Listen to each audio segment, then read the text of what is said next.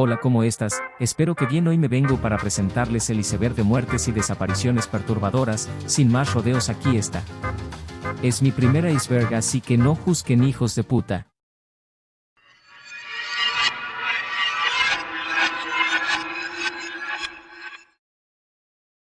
Aitam Mohamed Dain. Se trata de Aitam Mohamed Dain, de 22 años, y su novia de 17, quienes se disponían a celebrar su unión matrimonial en un estanque situado en una zona de la ciudad de Saná, Yemen, en Oriente Próximo. Fue el hombre quien colocó su cámara de vídeo en una roca que se encontraba a la orilla del lago para grabar el memorable momento. Junto con su esposa se adentraron al agua e instantes después de refrescarse y jugar en ella, comenzó el siniestro suceso. Al parecer la pareja no se percató de la profundidad del agua y de un momento a otro ambos fueron arrastrados al fondo.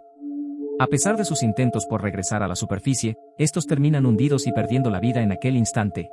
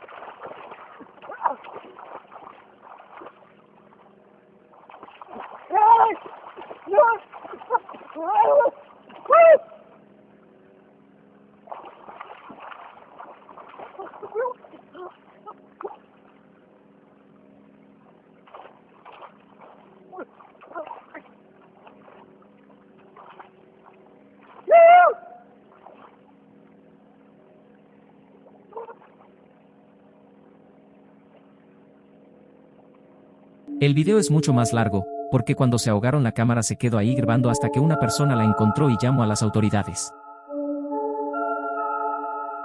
Timothy Treadwell. Timothy era un ecologista entusiasta de los osos grizzly o grises, una subespecie de los pardos. Los amaba, como confesó en numerosas ocasiones. Sentía que su objetivo en la vida era protegerlos y por eso decidió cohabitar junto a ellos en estado salvaje en el Parque Nacional Katmai de Alaska. Durante 13 veranos se instaló allí, sin ningún tipo de arma para defenderse de algún eventual ataque, y filmó la vida silvestre de estos mamíferos, cada movimiento, búsqueda de comida y enfrentamientos que tenía el grupo. Pero el verano de 2003 fue el último en el que Timothy pudo disfrutar de lo que más amaba. El 6 de octubre sucedió lo que jamás hubiera imaginado. Aquella noche, un oso lo asesinó a él y a su novia, Amy Huguenet, quien lo había acompañado en la expedición, y luego se los comió a ambos. Estaban terminando una temporada de cohabitación y al día siguiente tenían planeado que un helicóptero los recogiera para volver a su hogar, dado que se acercaba el invierno y era imposible sobrevivir a las temperaturas de la región. Quien se dio cuenta de la muerte de ambos fue Willie Fulton, el piloto que los fue a buscar. 24 horas antes había hablado con Timothy para pactar el viaje, pero en cuanto aterrizó en el Parque Nacional Katmai advirtió algo extraño. El silencio del lugar lo impactó. No había ninguna persona allí, y a pesar de llamarlo a los gritos, no obtuvo respuesta. Entonces decidió volar hacia donde se alojaba la pareja y vio la peor imagen. El campamento estaba destruido y en el lugar había un oso agachado comiendo una caja torácica. Cuando las autoridades llegaron al campamento, divisaron restos humanos esparcidos por las cercanías. La mitad del brazo de Timothy aún conservaba su reloj pulsera. Los guardaparques mataron al oso que aún seguía allí y cuando abrieron su estómago descubrieron restos humanos y ropa.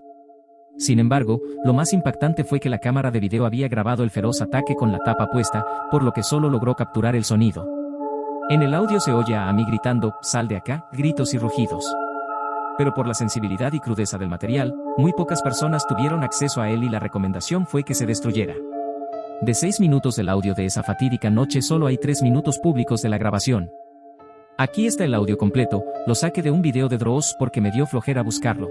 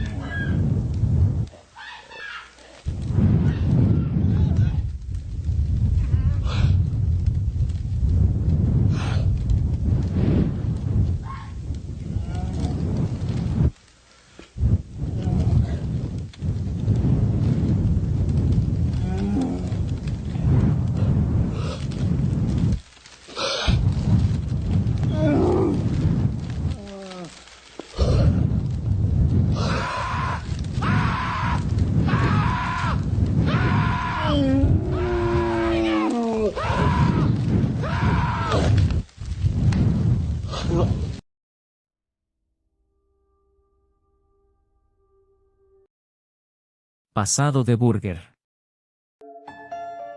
Matthew Núñez. Algunos creadores de contenido realizan extrañas expediciones para obtener más seguidores en las plataformas digitales. Tal es el caso de Matthew Núñez. El influencer recorrió las instalaciones de la abandonada iglesia bautista misionera Génesis junto con un teléfono celular. Mientras este filmaba para su canal de YouTube, Matthew quedó horrorizado al tropezar con un cadáver en estado de descomposición. De inmediato, Núñez llamó a la policía y, según indicaron informes locales, no publicó ninguna imagen de lo sucedido. Asimismo, las autoridades informaron que el cuerpo pertenece a un hombre afroamericano que vestía una camisa blanca con un logotipo de Pfizer y el mensaje, "Examínese para la salud". También mencionaron que no había ningún arma ni droga cerca de los restos. En tanto, la policía forense subió unas imágenes en Twitter para mostrar los accesorios que llevaba puestos el cadáver y agilizar el proceso de identificación. Se precisó que el cuerpo tenía tatuajes en los brazos. Pero nunca pudieron localizar quién era el cadáver y tampoco al asesino. Sigue siendo hasta la fecha una de las muertes más misteriosas. John Jones.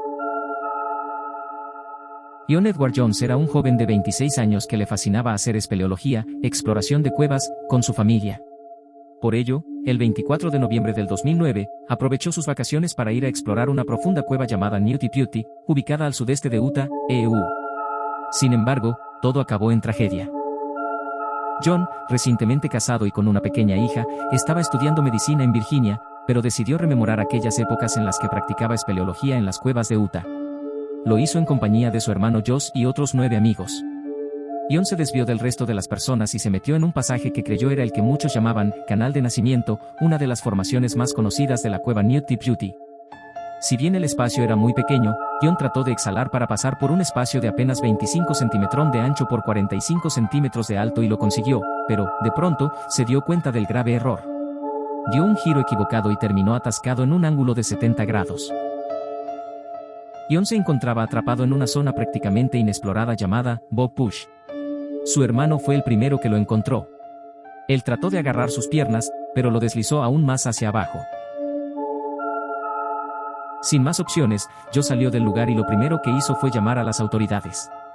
Su hermano mayor se encontraba atrapado a 30 metros por debajo de la superficie. Para cuando llegó la ayuda, ya habían pasado 3 horas y media. Durante las siguientes 24 horas, al menos 100 rescatistas trabajaron arduamente para sacarlo de la cueva con vida. La estrategia que usaron fue atarlo con un sistema de poleas y cuerdas para movilizarlo. Pero la operación resultó fallida cuando una de las poleas se saltó de su punto de anclaje a causa de la arcilla viscosa que había en la superficie y John regresó a su posición inicial. El ángulo de 70 grados en el que se encontraba le generaba una tensión en el cuerpo, especialmente en sus órganos vitales. John resistió 27 horas atrapado hasta que su corazón sufrió un paro cardíaco. El joven de 26 años fue declarado muerto el 25 de noviembre del 2009 poco antes de la medianoche. Y con eso se acaba el primer nivel del iceberg. Ahora continuemos con el segundo nivel, que es más perturbador que miedo. Ya me cagué.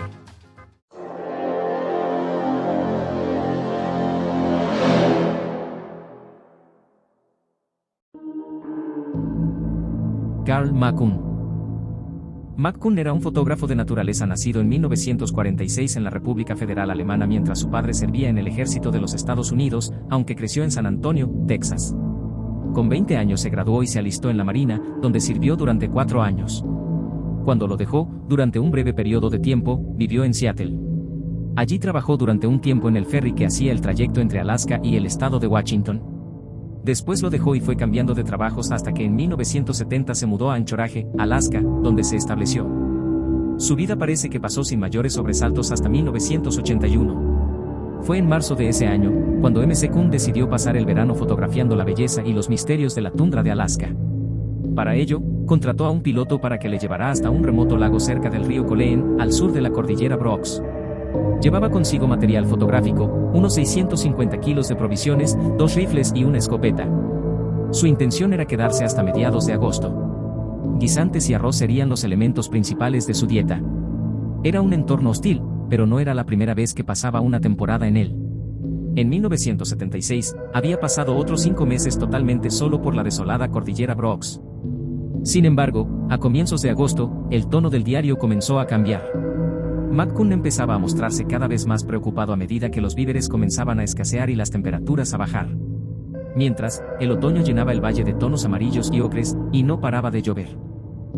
Para noviembre, se le acabó la comida. Solo le quedaban unas especias. Me siento muy depré. Aunque no estoy acabado del todo, ando muy cerca. También anotó que estaba considerando la opción de intentar llegar hasta Fort Yukon caminando, unos 120 kilómetros de distancia. Dios del cielo amado, por favor, perdóname, mi debilidad y mis pecados. Por favor, cuida de mi familia. Añadió una nota separada para pedir que sus cosas le fueran devueltas a su padre.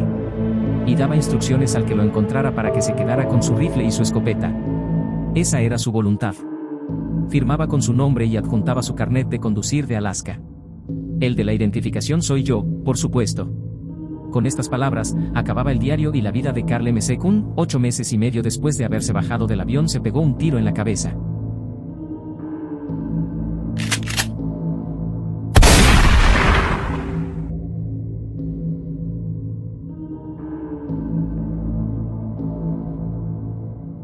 Andrew Macaulay.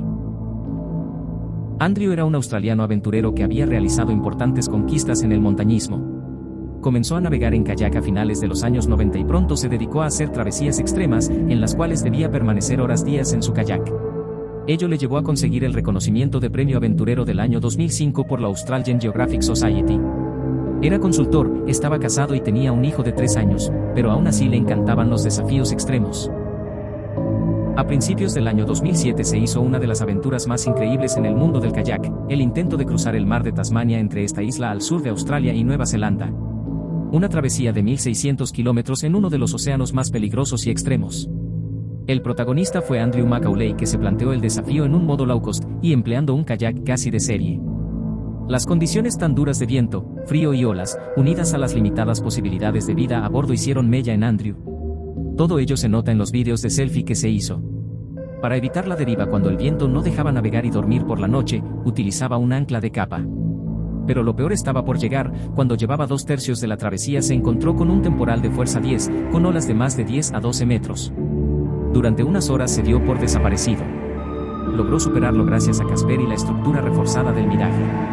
Sin embargo, el brazo de Casper se rompió.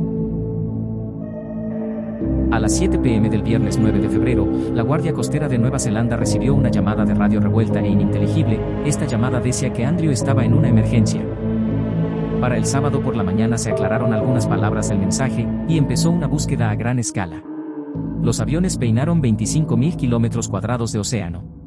El sábado por la noche, el Centro de Coordinación de Rescate de Nueva Zelanda encontró el kayak volcado de Macaulay en condiciones casi perfectas a solo 54 kilómetros de la costa de Milford Sound. Solo le faltaba el Casper. El lunes se suspendió la búsqueda de Andrew, que nunca apareció. Esta es la última foto que Macaulay se tomó antes de su desaparición.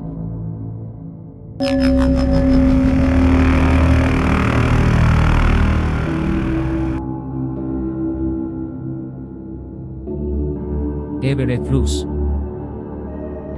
Everett Bruce era un joven artista y aventurero que exploró los desiertos del sudoeste de Estados Unidos. Nació el 28 de marzo de 1914. Su padre era predicador, así que la familia cambiaba a menudo de residencia. Desde pequeño, Everett se interesó por el arte, modelaba el barro, grababa en madera y dibujaba. A los 12 años, empezó a escribir ensayos, poemas y un diario literario, y a los 15 años ganó un premio de poesía. Entre 1931 y 1934 realizó numerosos viajes, a caballo y en burro, por Arizona, Nuevo México, Utah y Colorado. Durante sus viajes escribía sus impresiones y pintaba en plena naturaleza. El corral para los animales que hizo en su campamento, en un cañón, fue el único rastro que dejó. Después, ya no se supo nada más de él. Algunos creen que murió al caer de un precipicio o ahogándose, mientras otros consideran que fue asesinado para robarle sus mulas. Pero nunca encontraron su cuerpo. Darsh Patel. Darsh Patel, estudiante de la Universidad Rutgers, fue con otros 4 amigos de excursión a Abshagwe Preserve, en West Milford, Nueva Jersey. Jamás pensó que ahí pasaría a la historia como la primera persona asesinada por un oso negro en ese estado. Darsh y sus amigos caminaban por el lugar, cuando se toparon con un enorme oso negro macho de 136 kilos. De acuerdo al reporte policíaco, los excursionistas se detuvieron y comenzaron a tomarle fotos, lo que hizo que el oso fijara su atención en ellos y lentamente se les acercara. Cuando el oso se encontraba a unos 100 metros, preocupados decidieron alejarse, pero el oso lo siguió hasta colocarse a menos de 5 metros de distancia. Fue entonces cuando se separaron corriendo en direcciones distintas. 4 de ellos se reencontraron más tarde y se dieron cuenta de la ausencia de Patel, por lo que dieron aviso a la policía. Tras 2 horas de búsqueda su cuerpo fue hallado, y muy cerca de él se encontraba el oso, quien fue muerto a tiros por agentes de la policía. En la zona también se encontró el teléfono celular de Patel con marcas de colmillos. El pasado martes la policía de West Milford mostró al público estas fotografías, tomadas segundos antes del ataque.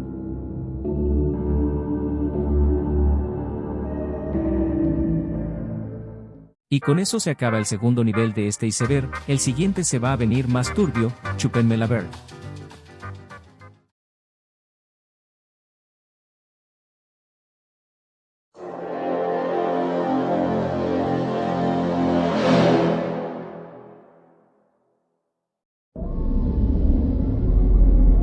Chris McCandless. El 6 de septiembre de 1992, 2 cazadores de alces que merodeaban en las inmediaciones del Parque Nacional Denali, en Alaska, hallaron un cadáver dentro de un autobús abandonado. El cuerpo se encontraba en estado de descomposición. El joven, de 24 años, habría fallecido entre 2 y 3 semanas antes. Su nombre era Christopher McCandless, aunque se hacía llamar Alexander Subetram. El 28 de abril de dicho año fue la última vez que alguien vio con vida a Christopher McCandless.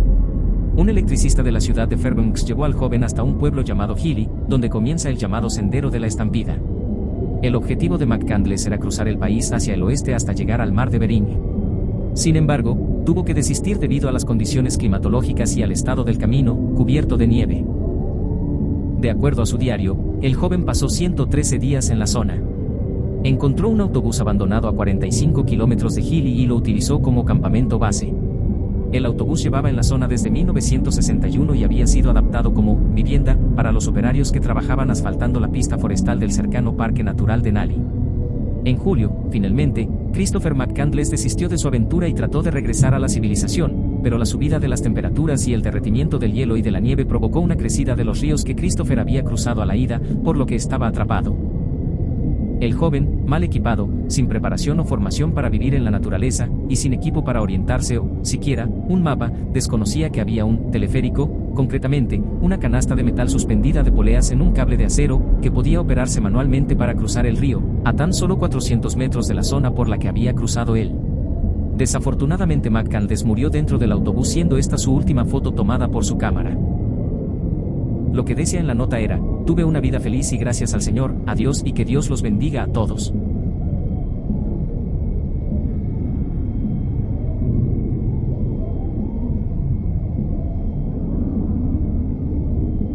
Theo Hayes. Hayes llegó a Australia a finales de 2018 con una visa de vacaciones y trabajo. Desapareció una semana antes de su vuelo de regreso a Bélgica. El último avistamiento de Jazz fue cuando lo sacaron de un bar por razones desconocidas. Después de esto Hayes se dirigió hacia su alojamiento cuando misteriosamente cambió de rumbo en dirección contraria. Después de esto se mete en un bosque para no volver a verse de nuevo otra vez. Lo único que pudieron recuperar fue su gorra que encontraron tirada en el bosque. Su desaparición sigue siendo un misterio. La única pista que se tiene es que por cámaras que había en las calles se veía que andaba mandando mensajes a alguien, y ya es lo único que sabemos. Realmente es un misterio.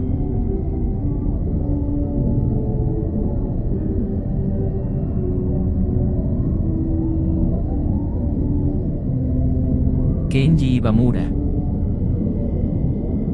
En la tarde del 24 de julio de 1989, un helicóptero de la policía partió en busca de 2 excursionistas desaparecidos. El día estaba a punto de terminar cuando el equipo de rescate vio este cartel de SOS a pocos kilómetros del sendero de montaña. La operación de rescate fue exitosa y todos se alegraron de que terminara tan rápido sin que nadie peligraba su vida. Un enorme cartel de SOS hecho con enormes troncos de árboles, de hasta 5 metros de alto y 3 de ancho, en un área abierta dentro del bosque, ayudó al helicóptero de rescate a localizar a los 2 excursionistas desaparecidos. De vuelta en el helicóptero, los 2 excursionistas rescatados recibieron comida y agua y discutieron con sus rescatistas. Un oficial de policía señaló lo inteligente que fue crear esa señal de SOS, ya que de lo contrario, el helicóptero no habría podido detectar su ubicación. Los excursionistas se sorprendieron al ver el enorme cartel de SOS cuando lo sobrevolaron y les explicaron a los oficiales que no fueron ellos quienes lo crearon. Ahora estaba claro que la enorme señal de SOS había sido creada por otra persona, que también se había perdido en el bosque. Los dos excursionistas tuvieron la suerte de aventurarse cerca de un enorme letrero que nunca notaron y, al mismo tiempo, por suerte, el helicóptero de rescate estaba explorando exactamente el mismo lugar y notó el SOS. El helicóptero voló de regreso a su base y se programó una segunda operación de búsqueda y rescate para la mañana siguiente, ya que ya se estaba haciendo tarde. A la mañana siguiente, el 25 de julio de 1989, se inició la segunda operación de búsqueda, esta vez sobre el terreno. El letrero de SOS estaba ubicado a 4 kilómetros de la cima del monte Asaidake y la policía comenzó a buscar en el área extensamente. Sin embargo, el descubrimiento fue espantoso y lo que todos temían esperar. Se recuperaron huesos dispersos que se encontraban alrededor del área del letrero SOS y, cuando se combinaron, completaron un esqueleto humano. Los huesos también tenían marcas de mordeduras de animales salvajes que posiblemente habitaban en el bosque. Los huesos sugirieron que la víctima sufrió un destino trágico hace mucho tiempo ya que no quedó piel en absoluto. Estos huesos fueron transferidos a la Universidad Médica de Ishikawa para su identificación y examen. Inicialmente, la universidad respondió que estos huesos pertenecían a una mujer con sangre tipo 0. A solo 100 metros del letrero de SOS, los oficiales también recuperaron una mochila desechada. Esta mochila contenía varios artículos personales, pasta de dientes, jabón, toalla, pero el más importante de todos era una grabadora y 4 cintas que contenían temas musicales del anime japonés popular de esa época. Posiblemente, otro momento extraño es el hecho de que este hombre iba a escalar una montaña y reunió casetes que contenían canciones de anime, cubiertas con imágenes y calcomanías de chicas de anime. Sin embargo, los extraños descubrimientos no se detuvieron allí. Esta es otra parte en la que la historia se vuelve aún más extraña de lo que ya es, ya que los investigadores de la policía quedaron atónitos cuando rebobinaron uno de estos casetes y escucharon su contenido. Una de las cintas contiene el descubrimiento más impactante de este caso. Help me. Este es un mensaje escalofriante que conmocionó al mundo entero en 1989, ya que las noticias informaron la historia. No importa que fuera en japonés, sigue siendo el tono espantoso de la voz lo que lo hace aterrador. Esta es una grabación extremadamente inquietante debido a los gritos desgarradores del desafortunado mientras grababa.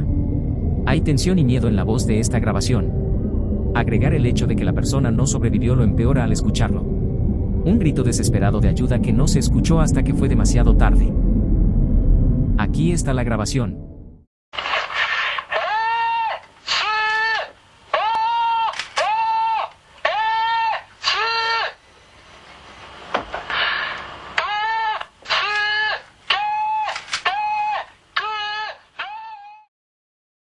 Y con eso llegamos al último nivel del iceberg, sin duda este es el más turbio de todos.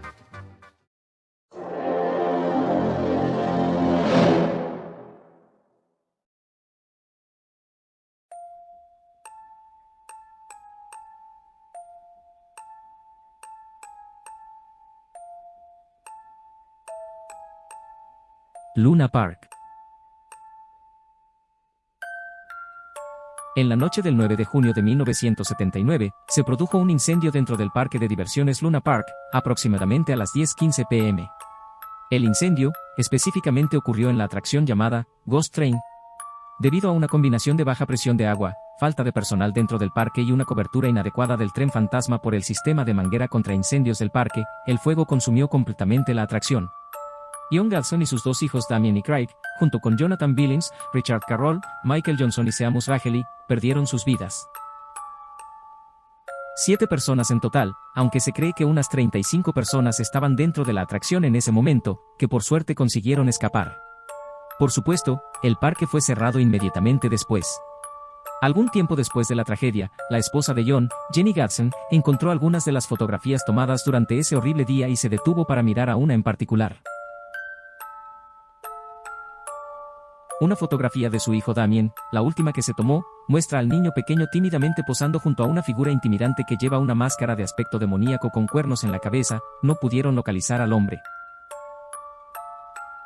Podrías pensar que era personal del parque disfrazado, o algo así, pero supuestamente no lo es. Después del hecho, se hicieron comparaciones entre la figura y el dios de Moloch. Moloch o Moloch Baal fue un dios de origen canaanita. Era considerado el símbolo del fuego purificante. Se cree que Moloch prefería que los niños fueran quemados vivos como sacrificios. La creencia popular dice que esta persona disfrazada antes de que abriera el parque había elegido a varios niños para asesinar quemando el parque esa noche. Él esperó pacientemente hasta que vio el momento perfecto y causó un cortocircuito en la atracción del tren fantasma. La madre de uno de los niños le había tomado foto a la persona misteriosa cuando se le acercó a su hijo. Ella creyó que se trataba de un empleado, pero lo que no sabía era que esa persona mataría a su hijo, así creando una de las fotos más perturbadoras de la historia.